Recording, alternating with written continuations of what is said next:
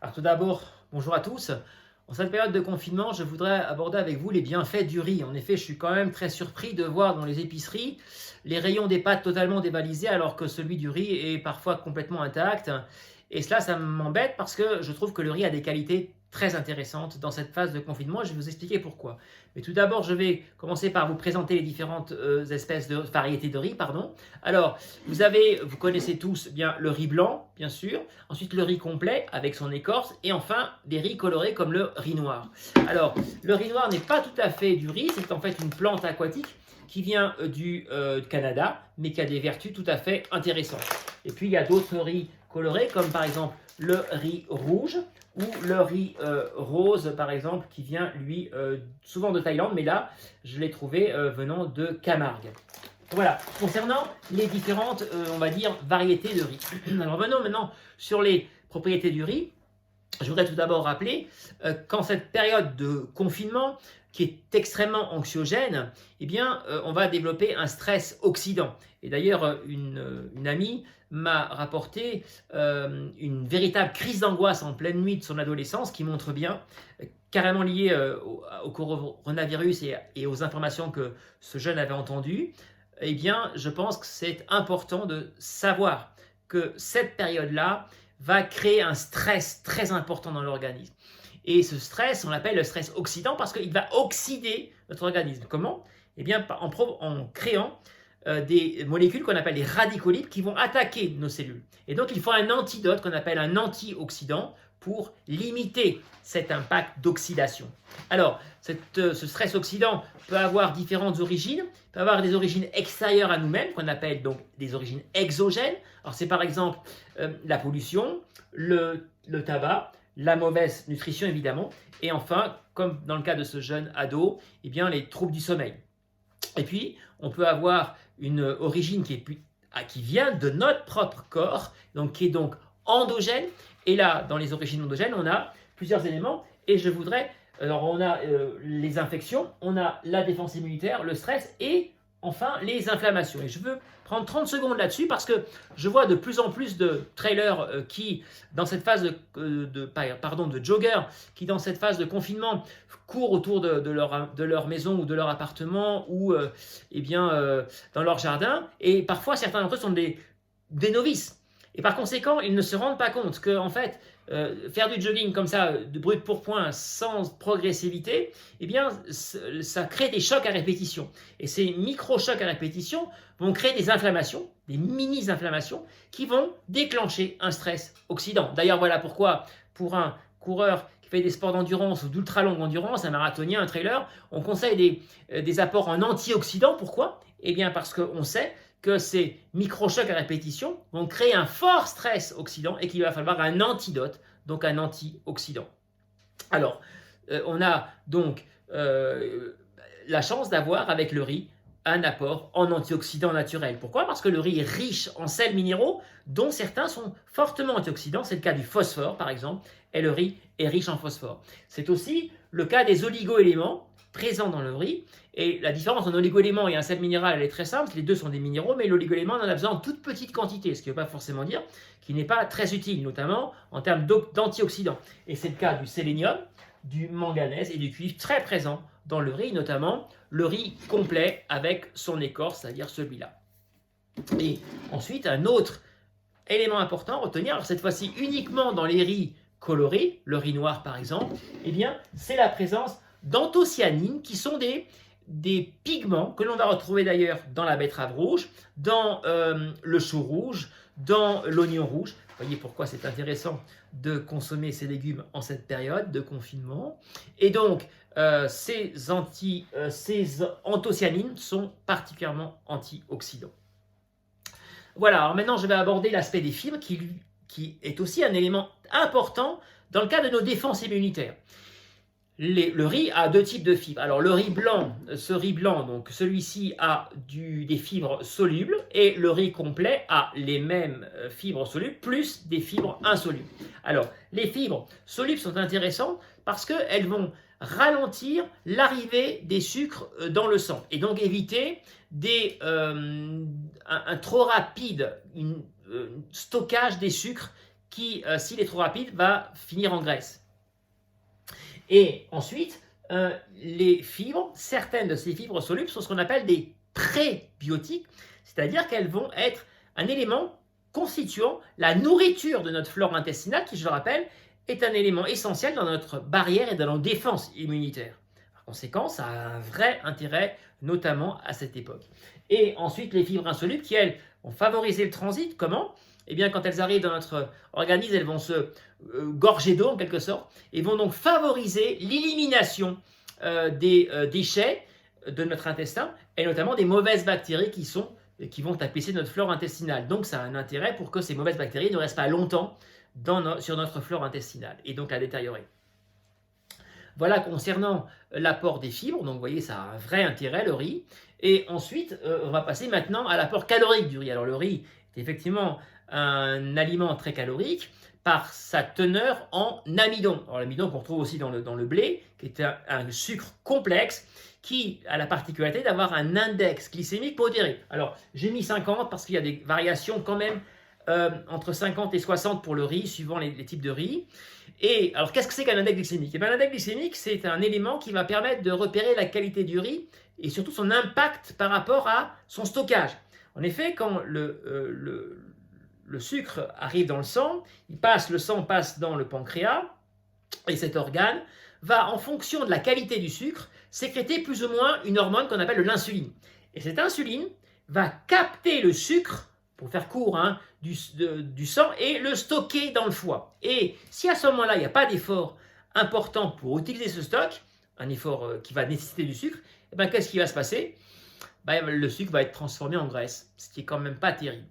Donc, l'index glycémique est important à retenir comme donnée pour qualifier un sucre. Plus l'index glycémique est élevé, plus le pancréas sécrète de l'insuline et plus il y aura captation rapide du sucre. Inversement, index glycémique bas, eh bien, une arrivée progressive et diffuse des sucres dans le sang, moins de risque de stockage rapide, moins de risque de transformation en graisse et également moins de risque d'hypoglycémie. En effet, si il y a une forte captation du sucre dans le sang, eh bien, on va se retrouver avec un manque de sucre, hypoglycémie réactionnelle par rapport à l'excès de sucre qu'il y a eu. Voilà concernant l'intérêt donc des sucres de l'amidon du riz. Alors maintenant, je vais aborder l'aspect des protéines. Alors, soyons très clairs, le riz n'est pas très riche en protéines, 8% seulement. Alors, certains vont me dire, mais on trouve des protéines de riz en poudre. Oui, bien sûr, mais ça veut dire qu'on a pris ces 8% seulement de protéines, on les a extraits et on en a fait de la poudre de protéines. Et puis, je rappellerai quand même qu'en dehors du fait qu'il y a très peu de protéines, ces protéines ne sont même pas complètes. En effet, il manque dans les protéines du riz certains acides aminés essentiels, notamment de la lysine dans les riz classiques. Alors, c'est là qu'intervient le riz sauvage parce que lui a précisément de la lysine. Par conséquent, du point de vue des apports en protéines, ce riz est meilleur que le riz classique. Donc, en zone de confinement, il est intéressant. Voilà concernant les protéines du riz. Maintenant, je vais aborder l'aspect des vitamines. Alors, le riz est riche en vitamine B du groupe B, et essentiellement la vitamine B1 qui est intéressante, elle, parce qu'elle va permettre d'introduire les glucides dans nos cellules. S'il n'y a pas de vitamine B1, le glucide ne peut pas rentrer dans nos cellules. D'où l'intérêt de la vitamine B1 qui est présente dans le riz. Voilà, alors je voudrais faire un aparté sur le riz étuvé. Qu'est-ce que c'est que le riz étuvé? Une invention d'il y a environ 50 ans. Eh bien, on fait subir au riz une forte pression d'eau qui va en fait compresser les vitamines dans le riz. Et par conséquent, lorsqu'il y aura la cuisson, il y aura moins de perte, de diffusion des vitamines vers l'extérieur, vers l'eau de cuisson. Par conséquent, un riz étuvé garde mieux ses vitamines. Voilà concernant les aspects du riz positif. Maintenant, abordons 2 points qui font débat dans la littérature et notamment sur Internet, où parfois on fait une véritable chasse aux sorcières, c'est concernant l'acide phytique. Alors effectivement, dans le riz complet, donc dans l'écorce de riz, dans ce riz-là, eh bien, il y a de l'acide phytique. Alors, déjà, 2 éléments importants, vous n'allez pas manger matin, midi et soir du riz. Nous avons la chance d'être dans un pays où on peut avoir une alimentation variée, par conséquent, les quantités excessives de riz me paraissent fort limitées. D'autre part, on a des moyens pour réduire cet acide phytique. En effet, eh bien, les gens qui souvent font des chasses aux sorcières à l'acide phytique oublient de dire que le riz doit se faire tremper pendant au moins 24 heures. Et le trempage va limiter, va retirer fortement. Il y aura un phénomène de captation de l'acide phytique vers l'eau de trempage, et donc il y aura moins de, de présence de l'acide phytique dans le riz. D'autre part, on peut aussi accentuer ce phénomène en reprenant ce que font certaines, dans ce qui se passe dans certains villages de Mongolie notamment, où les gens font non seulement tremper le riz, mais en plus gardent l'eau de trempage, une partie de l'eau de trempage, et ensuite alors rincent le riz, ils le font cuire, et l'eau de trempage est gardée, et la fois suivante, on prend du riz et on le fait tremper dans cette eau de trempage, à peu près par moitié eau de trempage, moitié eau nouvelle, et on fait tremper le riz dedans, et ainsi de suite. Et cela, ça renforce apparemment, d'après certaines études, l'idée de retirer encore plus l'acide phytique. En effet, il y a un phénomène dans cette eau de trempage il n'y a pas donc que l'acide phytique qui est aussi pris, et donc il y a une fermentation qui va se créer. Cette fermentation va neutraliser l'acide phytique. Par conséquent, on a des moyens quand même pour limiter cet acide phytique, parce que je trouve que le riz complet est vraiment nettement plus intéressant en termes d'apport en sels minéraux et d'apport en vitamines. Voilà, donc je pense que la chasse aux sorcières me paraît un peu disproportionnée. Et le deuxième élément, c'est concernant l'arsenic. Là, encore une fois, très souvent, on me dit « oui, mais attention, le riz a de l'arsenic ». Alors déjà, il faut savoir que le riz qui a de l'arsenic en quantité, qui peut avoir de l'arsenic en quantité importante, c'est du riz qui vient de Thaïlande. Pourquoi ? Non pas parce que la Thaïlande a du riz plus pollué, pas du tout, mais parce que les nappes phréatiques sont entourées de roches qui sont riches en arsenic. Et donc forcément, il y a une diffusion de l'arsenic vers les roches sur les nappes phréatiques, de l'eau. Et par conséquent, l'eau de cette nappe phréatique va arriver en bout de chaîne au riz. Mais là encore, attention, on peut tout à fait limiter cette teneur en arsenic, tout simplement cette fois-ci, non pas par le trempage, mais par la cuisson. En effet, si vous mettez de l'eau de cuisson de manière très importante dans le riz, c'est-à-dire qu'à peu près c'est 1 pour 4, on va dire, une dose de riz, 4 doses d'eau, eh bien, cette grande quantité d'eau va permettre une forte dilution et une forte captation de l'arsenic. Par conséquent, lorsque vous allez faire cuire votre eau, ne négligez pas la quantité d'eau. Là encore, c'est important pour réduire la quantité éventuelle d'arsenic, parce qu'il y a des zones géographiques où il y a très peu d'arsenic dans les roches autour. Je pense notamment en Camargue. La Camargue, le riz de Camargue est beaucoup moins riche en arsenic comme celui-là, par exemple. Voilà, concernant les deux, on va dire, petits problèmes du riz. Alors maintenant, je voulais vous rappeler simplement que pour ma part, j'utilise énormément le riz avec les amandes. Pourquoi ? Parce que riz et amandes sont très complémentaires. Les amandes sont riches en très bons lipides et aussi en protéines. Et donc, le riz n'a pas de lipides, ou très très peu. Et en protéines, vous avez vu, c'est léger. Et bien, par conséquent, l'association des deux va permettre d'avoir un bon équilibre. Alors là, l'exemple de la compote, ça n'est pas avec les amandes, mais c'est avec les fruits. Donc là, ici, vous avez une compote avec de la farine de riz, qui est quand même un produit assez rare.